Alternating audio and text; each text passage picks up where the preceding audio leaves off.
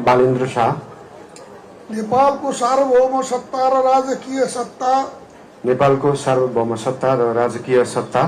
नेपाली जनतामा निहित रहेको नेपाली जनतामा निहित रहेको नेपालको संविधानप्रति नेपालको संविधानप्रति पूर्ण वफादार रही सत्यनिष्ठापूर्वक प्रतिज्ञा गर्दै ईश्वरको देश र जनताको नाममा शपथ लिन्छु कि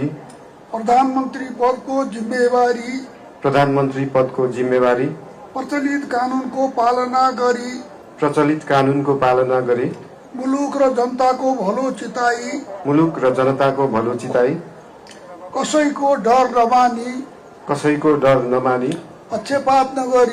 पक्षपात नगरी पूर्वाग्रह वा खराब भावना नलिई इमानदारीका साथ गर्नेछु र आफ्नो कर्तव्य पालनको सिलसिलामा आफूलाई जानकारीमा आएको कुरा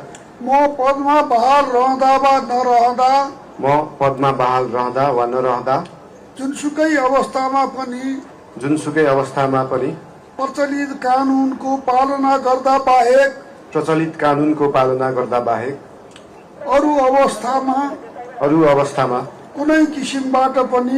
कुनै किसिमबाट पनि प्रकट वा संकेत गर्ने छैन।